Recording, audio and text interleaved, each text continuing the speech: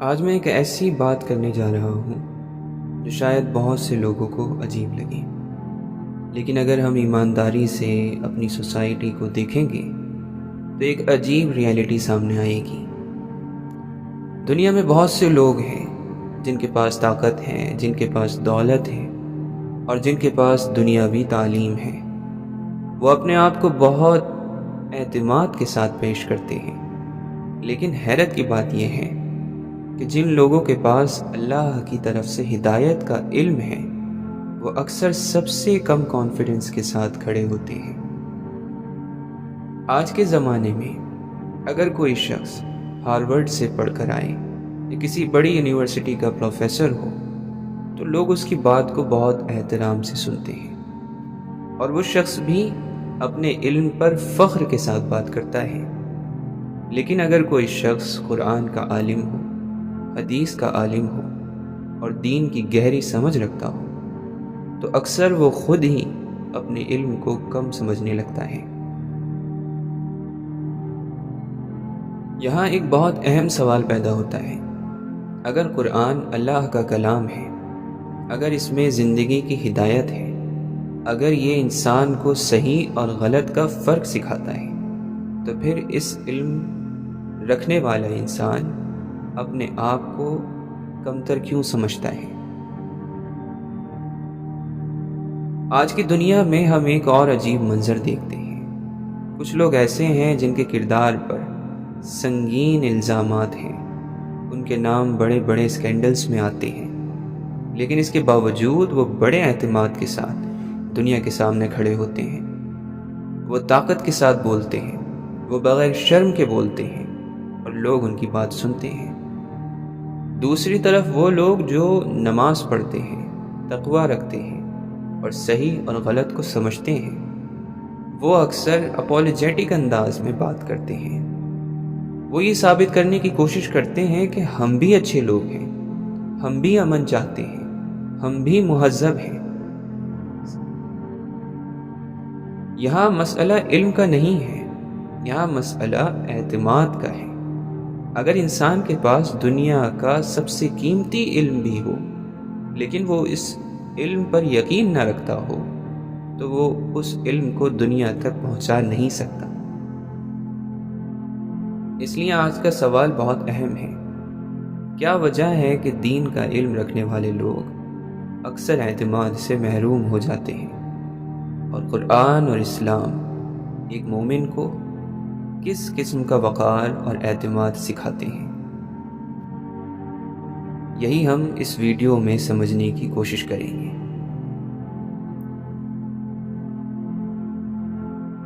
اگر ہم ایمانداری سے اپنی سوسائٹی کو دیکھیں تو ہمیں ایک عجیب تبدیلی نظر آتی ہے۔ ایک زمانہ تھا جب علم دین رکھنے والا انسان معاشرے میں سب سے زیادہ عزت والا سمجھا جاتا تھا۔ لوگ علماء سے رہنمائی لیتے تھے، حکمران بھی علماء سے مشورے کرتے تھے، لیکن آج بہت سے معاشروں میں یہ صورتحال بدل چکی ہے۔ تاریخ کا ایک بڑا واقعہ جس نے مسلمانوں کی سوچ کو اثر انداز کیا وہ تھا کولونائزیشن کا دور، جب مغربی طاقتیں مسلم ممالک پر قابض ہوئیں تو انہوں نے صرف زمین پر قبضہ نہیں کیا، انہوں نے ذہنوں پر بھی قبضہ کرنے کی کوشش کی۔ انہوں نے ایک ایسا تعلیمی نظام قائم کیا جس میں یہ تصور پیدا کیا گیا کہ اصل علم صرف وہ ہے جو مغربی یونیورسٹیوں میں پڑھایا جاتا ہے۔ اس کے بعد آہستہ آہستہ سوسائٹی میں علم کی تعریف بدل گئی۔ اگر کوئی شخص سائنس جانتا ہے، ٹیکنالوجی جانتا ہے یا ویسٹرن لینگویجز میں مہارت رکھتا ہے تو اسے فوراً تعلیم یافتہ سمجھا جاتا ہے۔ لیکن اگر کوئی شخص قرآن کا عالم ہو، حدیث کا ماہر ہو اور دین کی گہری سمجھ رکھتا ہو تو اسے اکثر صرف ایک مولوی سمجھ لیا جاتا ہے۔ یہی وہ چیز ہے جسے بہت سے مفکرین نے ذہنی غلامی کہا ہے۔ علامہ اقبال رحمۃ اللہ علیہ نے بھی اسی مسئلے کی طرف اشارہ کیا تھا۔ وہ کہتے ہیں، یہ علم، یہ حکمت، یہ تدبر، یہ حکومت، پیتے ہیں لہو دیتے ہیں تعلیم مساوات۔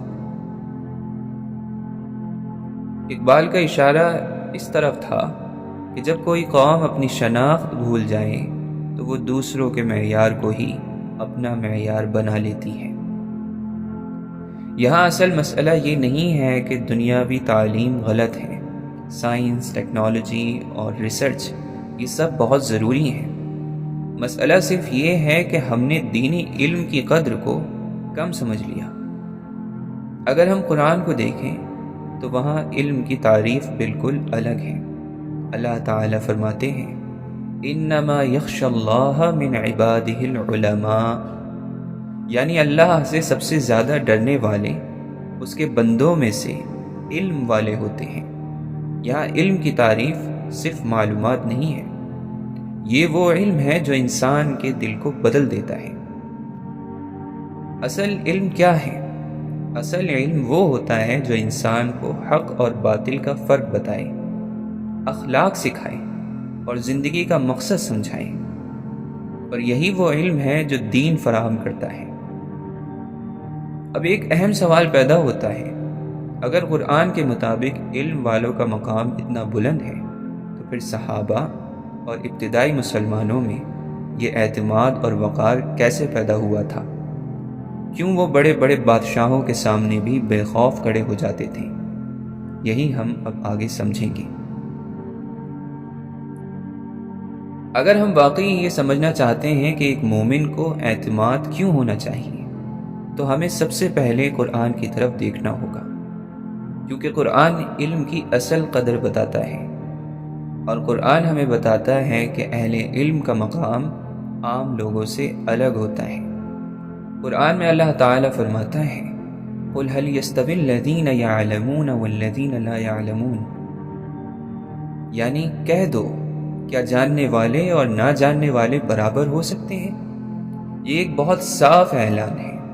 علم رکھنے والا انسان اور علم نہ رکھنے والا انسان ایک جیسے نہیں ہوتے۔ قرآن ایک اور جگہ فرماتا ہے یرفع اللہ الذین آمنوا منکم والذین اوتوا العلم درجات، اللہ ایمان والوں کو اور علم والوں کو درجات میں بلند کرتا ہے۔ غور کریے، یہ بلندی صرف دنیاوی طاقت کی وجہ سے نہیں ہے، یہ بلندی علم کی وجہ سے ہے۔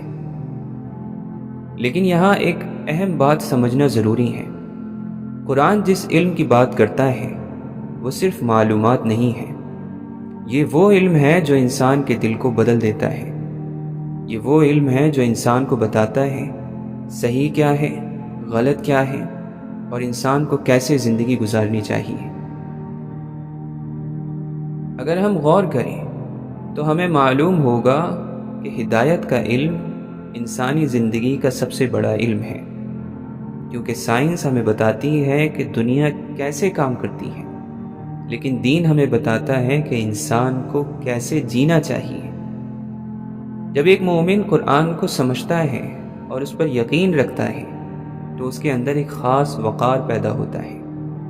وہ جانتا ہے کہ میرے پاس وہ علم ہے جو انسان کو صحیح راستہ دکھاتا ہے۔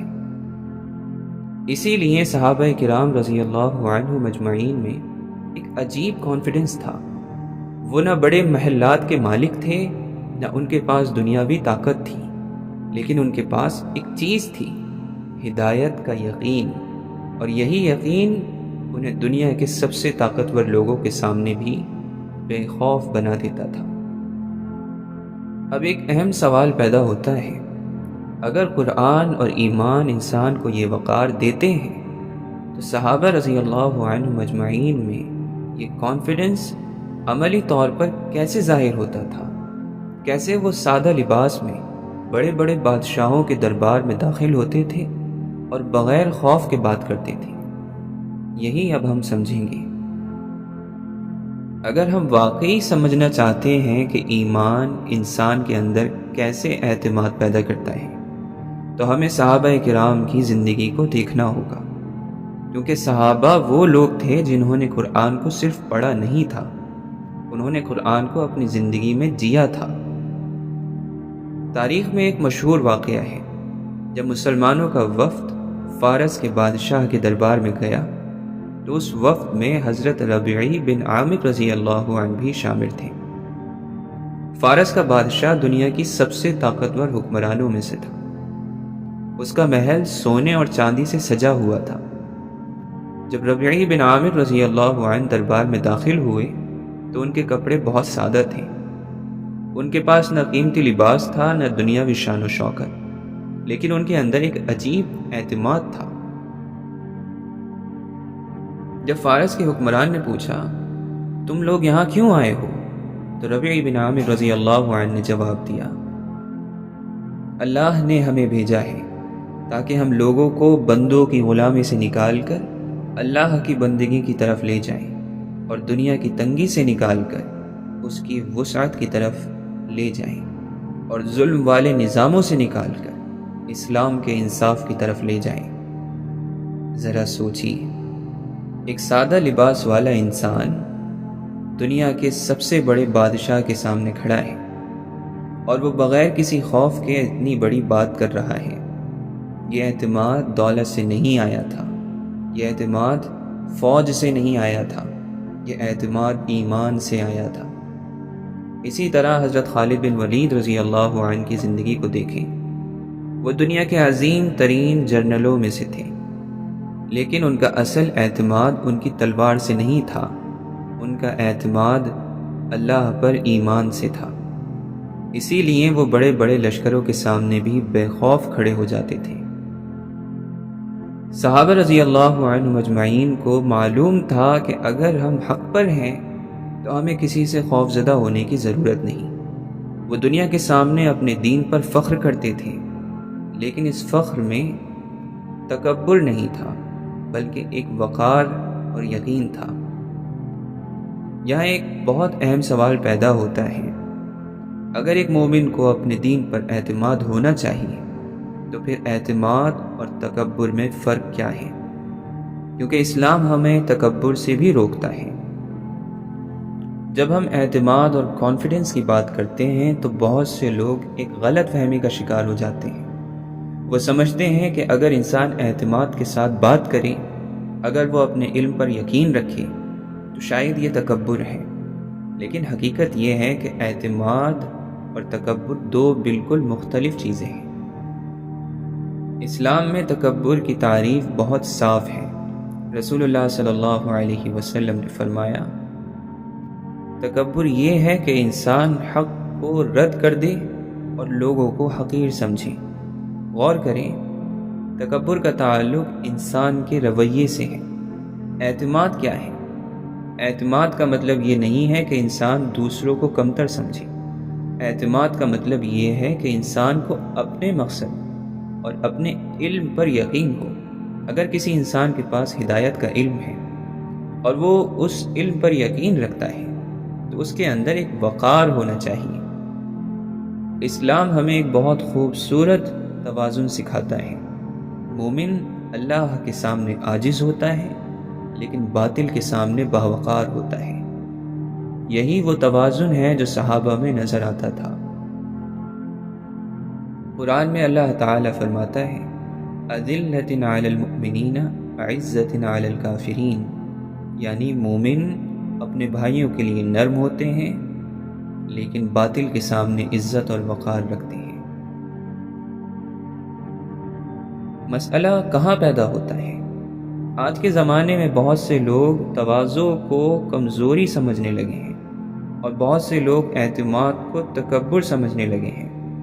نتیجہ یہ ہوتا ہے کہ جو لوگ حق پر ہوتے ہیں وہ بھی خاموش ہو جاتے ہیں۔ اصل مومن وہ ہے جو اللہ کے سامنے عاجز ہو لیکن سچ کے معاملے میں مضبوط ہو۔ وہ اپنی بات احترام کے ساتھ کہتا ہے لیکن خوف کے ساتھ نہیں۔ اب ایک اہم سوال باقی رہ جاتا ہے، اگر ایک مومن کے پاس ہدایت کا علم ہے اور اسے اعتماد کے ساتھ اس علم کو پیش کرنا چاہیے، تو پھر آج کے زمانے میں دینی لوگ اپنا اعتماد کیوں کھو بیٹھے ہیں؟ اب ہم ایک بہت اہم سوال کی طرف آتے ہیں۔ اگر قرآن علم والوں کا مقام بلند بتاتا ہے، اگر صحابہ کے اندر ایمان کی وجہ سے عظیم کانفیڈنس تھا تو پھر آج کے زمانے میں بہت سے دینی لوگ اعتماد کیوں کھو بیٹھے ہیں؟ یہ صرف ایک مذہبی مسئلہ نہیں ہے، یہ ایک سائیکولوجیکل اور سوشل مسئلہ بھی ہے۔ انسان ایک سماجی مخلوق ہے، وہ ہمیشہ اس بات سے متاثر ہوتا ہے کہ معاشرہ کس چیز کو اہم سمجھتا ہے۔ اگر سوسائٹی دولت کو اہم سمجھتی ہو تو لوگ بھی دولت کے پیچھے بھاگنے لگتے ہیں۔ اگر سوسائٹی شہرت کو اہم سمجھتی ہو تو لوگ شہرت کے پیچھے بھاگتے ہیں، اور اگر معاشرہ صرف دنیاوی تعلیم کو سب سے بڑا علم سمجھنے لگے تو آہستہ آہستہ دینی لوگ بھی اپنے علم کو کم سمجھنے لگتے ہیں۔ آج کا انسان ایک اور مسئلے کا شکار ہے، وہ مسلسل اپنا مقابلہ دوسروں سے کرتا رہتا ہے۔ اگر وہ کسی شخص کو دیکھے جو انگریزی میں روانی سے بات کرتا ہے، بڑی یونیورسٹی سے پڑھا ہوا ہے، یا سائنس کے ٹاپکس پر گفتگو کرتا ہے، تو بعض مرتبہ وہ اپنے آپ کو کمتر محسوس کرنے لگتا ہے۔ سائیکالوجی میں ایک اصول ہے، کانفیڈنس کمز فرام بلیف۔ اعتماد اس وقت پیدا ہوتا ہے جب انسان کو اپنے مقصد اور اپنے علم پر یقین ہو۔ اگر انسان کے دل میں ہی شک پیدا ہو جائے تو اس کا اعتماد بھی ختم ہو جاتا ہے۔ یہاں اصل مسئلہ یہ نہیں ہے کہ دینی علم کمزور ہے، اصل مسئلہ یہ ہے کہ بعض مرتبہ ہم خود اپنے علم کی قدر کو نہیں سمجھتے۔ ہم زبان، لباس اور ظاہری تعلیم سے متاثر ہو جاتے ہیں اور بھول جاتے ہیں کہ ہدایت کا علم انسانی زندگی کا سب سے بنیادی علم ہے۔ جب ایک عالم یا ایک دیندار انسان اپنے علم پر یقین کھو دے تو وہ صرف خاموش نہیں ہوتا، وہ آہستہ آہستہ اپنے پیغام کو بھی کمزور کر دیتا ہے، کیونکہ پیغام کی طاقت صرف الفاظ سے نہیں آتی، پیغام کی طاقت یقین سے آتی ہے۔ سوال یہ ہے، اگر کسی انسان کا اعتماد کم ہو گیا ہو تو وہ دوبارہ اپنے اندر وہ اعتماد کیسے پیدا کرے؟ کیسے وہ اپنے علم اور اپنے مقصد اور اپنے دین پر یقین پیدا کرے؟ اگر کسی انسان کے اندر اعتماد کم ہو گیا ہو، اگر وہ اپنے علم اور اپنے مقصد پر پوری طرح یقین محسوس نہ کرتا ہو تو وہ اس اعتماد کو دوبارہ کیسے پیدا کر سکتا ہے؟ اس کا جواب کچھ بنیادی اصولوں میں چھپا ہوا ہے۔ اعتماد کی پہلی بنیاد یہ ہے کہ انسان اپنے علم کی قدر کو سمجھے۔ اگر کسی انسان کے پاس ہدایت کا علم ہے، اگر وہ جانتا ہے صحیح کیا ہے، غلط کیا ہے، انسان کو کیسے زندگی گزارنی چاہیے، تو اس کے پاس ایک بہت قیمتی چیز ہے۔ یہ وہ علم ہے جو انسان کو صرف دنیا میں نہیں بلکہ آخرت میں بھی کامیاب بنا سکتا ہے۔ دوسرا اصول، اعتماد کا تعلق صرف معلومات سے نہیں ہوتا، اعتماد کا تعلق یقین سے ہوتا ہے۔ جب انسان قرآن کو صرف پڑھتا نہیں بلکہ اسے سمجھتا ہے اور اس پر عمل کرتا ہے تو اس کے اندر ایک گہرا یقین پیدا ہوتا ہے، اور یہی یقین اعتماد پیدا کرتا ہے۔ تیسرا اصول، اعتماد صرف علم سے نہیں آتا، اعتماد کردار سے بھی آتا ہے۔ جب انسان اپنی زندگی میں سچ بولتا ہے، انصاف کرتا ہے اور اصولوں پر قائم رہتا ہے تو اس کے اندر ایک اندرونی طاقت پیدا ہوتی ہے، یہ طاقت اسے مضبوط بنا دیتی ہے۔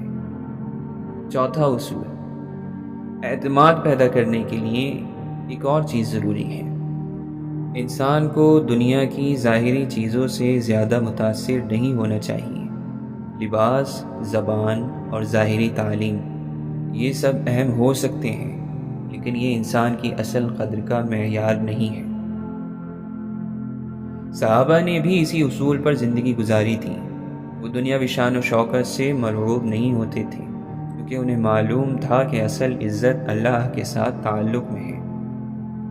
اب ایک آخری سوال باقی رہ جاتا ہے، اگر ایک مومن اپنے علم پر یقین رکھے، اپنے کردار کو مضبوط کرے اور دنیا سے مرعوب نہ ہو تو پھر وہ دنیا کے سامنے کیسے کھڑا ہو سکتا ہے؟ یہی ہم اس ویڈیو کے آخری حصے میں سمجھیں گے۔ آخر میں ہمیں ایک بنیادی حقیقت کو یاد رکھنا چاہیے۔ ایک مومن کی عزت دنیا کی سندوں سے نہیں آتی، ایک مومن کی عزت اللہ کے ساتھ اس کے تعلق سے آتی ہے۔ قرآن میں اللہ تعالیٰ فرماتا ہے وَلِلَّهِ الْعِزَّةُ وَلِرَسُولِهِ وَلِلْمُؤْمِنِينَ، یعنی عزت اللہ کے لیے ہے، اس کے رسول کے لیے ہے اور مومنوں کے لیے ہے۔ غور کریں، یہ عزت کسی یونیورسٹی کی ڈگری سے نہیں آتی، یہ عزت ایمان کی وجہ سے آتی ہے۔ جب ایک مومن قرآن کی ہدایت کو سمجھتا ہے تو اسے معلوم ہوتا ہے کہ اس کے پاس انسانی زندگی کی سب سے بڑی سچائی موجود ہے، اس کے پاس صحیح اور غلط کا معیار موجود ہے، اور یہی چیز اسے وقار دیتی ہے، ڈگنیٹی دیتی ہے۔ اگر ایک انسان سچ پر یقین رکھتا ہو تو اسے دنیا کے سامنے ڈرنے کی ضرورت نہیں ہوتی، کیونکہ سچ ہمیشہ طاقتور ہوتا ہے۔ صحابہ رضی اللہ عنہم اجمعین اسی یقین کے ساتھ دنیا کے سامنے کھڑے ہوتے تھے۔ ایک مومن کی پہچان یہ ہوتی ہے کہ وہ اللہ کے سامنے عاجز ہوتا ہے، لیکن باطل کے سامنے جھکتا نہیں۔ وہ احترام کے ساتھ بات کرتا ہے، لیکن خوف کے ساتھ نہیں۔ آج ہمارا مسئلہ یہ نہیں ہے کہ ہمارے پاس علم نہیں ہے، ہمارا مسئلہ یہ ہے کہ کبھی کبھی ہم اپنے علم پر یقین کھو دیتے ہیں، اور جب یقین کمزور ہو جائے تو اعتماد بھی کمزور ہو جاتا ہے۔ اس لیے اگر آپ کے پاس ہدایت کا علم ہے تو اسے صرف ایک معلومات نہ سمجھیں، یہ ایک امانت ہے، اور یہ امانت تبھی دنیا کو فائدہ پہنچا سکتی ہے جب آپ اسے یقین اور وقار کے ساتھ پیش کریں۔ اللہ کے سامنے عاجز رہو، لیکن باطل کے سامنے اپنا وقار نہ کھو، کیونکہ ایک مومن صرف ایک عام انسان نہیں ہوتا، وہ اس پیغام کا حامل اور ریسپانسبل ہوتا ہے جو انسان کو اندھیرے سے روشنی کی طرف لے جا سکتا ہے۔